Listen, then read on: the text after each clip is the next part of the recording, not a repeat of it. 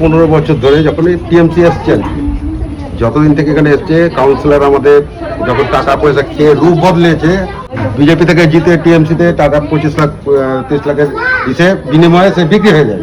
তারপর থেকে পাড়ার মধ্যে কোনো কাজ নেই। 17 নম্বরে কমিশনারের এই কাজ, লাইট ঠিকঠাক নাই। 17 নম্বরে কমিশনারের নাম কি? পুরুষোত্তম হালদার। ওইখানে মোড়ে লাইট কতদিন থেকে নাই, অন্ধকারে এই অবৈধভাবে গোলা করে বিজনেস চালাচ্ছে ওনারা। ওর যে সিমেন্ট বালি পাথর পরে আরো জাম্প হয়ে আছে, ড্রেনের পরিস্থিতিটা দেখুন কি অবস্থা হয়ে আছে। গোলা হটানোর একটা ব্যবস্থা করে। আমাদের ঘরের সামনে এমন পরিস্থিতি, মানে একটু বৃষ্টি হওয়াতে জলটা সম্পূর্ণ ঘরে ঢুকে যাচ্ছে, আর জলে এত পোকা ঘরে ঢুকে যাচ্ছে। রঘুনাথগঞ্জ গোডাউন 17 নম্বর ওয়ার্ড গভর্নমেন্ট কলোনি। ফ্যামিলি বাস করে, মহিলারা দাঁড়িয়ে আছে ওপেন, এখানে পেচ্ছাপ করছে। ব্যাটা ছেলে কোনো মান সম্মান বোধ বলে কিছু নেই। ব্যাটা ছেলে সম্মান ওইখানে পেচ্ছাপ করে, এখানে পেচ্ছাপ করে। তো দুর্গন্ধ এই জায়গাটাতে। আমি এখন বুঝতে পারছি, আমি এখানে দাঁড়িয়ে আছি। রাস্তা এটা চলতি রাস্তা, মানুষরা আসলে কেউ যেতে পারে না, মেয়েরা দাঁড়িয়ে যাচ্ছে থমকে, তবুও দাঁড়িয়ে বাথরুম করছে সমস্ত দোকানদাররা। আর এই জায়গাটাতে আমি দাঁড়িয়ে আছি, এখানে তীব্র জঘন্য গন্ধ। জল আসছে না, আজ ধরো 7 দিন 8 দিন হয়ে গেল, আমরা মানে জল পাচ্ছি না। 20 লিটারের জার কিনে নিয়েছে, তার ব্যবহার করতে।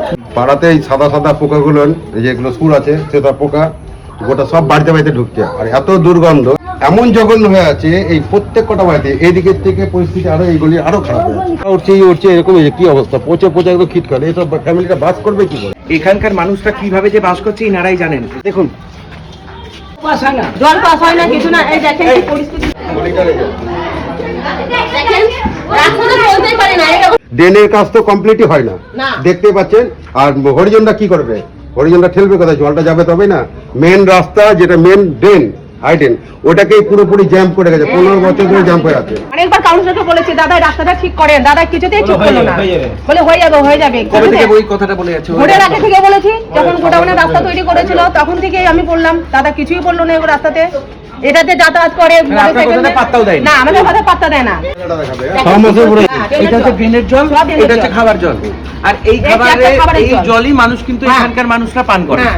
এই জল যাবে কি জল ব্যাক আসছে। আমরা চাইছি ড্রেনটা আর হাই ড্রেন, মানে আমাদের পাড়ার ড্রেন আর হাই ড্রেনটা যেন একদম ভাবে ক্লিয়ার হয়ে যায়, ঠিক আছে? যেমন পোকা মাকড় মশা সব রকমই, এটা বলছি। এখান থেকে যখন আসে পুরুষোত্তম আমাদের ওয়ার্ডের, কথা বলে না কিছু, দেখছি বলে। তো আমি এখানকার এসডিও সাহেব সুধীর কুমার রেড্ডি মহাশয়কে আমি অনুরোধ করছি, আপনি এই জায়গাটা একবার ভিজিট করুন। আর আমি এখানকার বিধায়ক বাবু শ্রী চিত্ত মুখার্জি বাবুকে আমি বলছি, আপনি অবশ্যই এই জায়গাটা সমাধান করুন।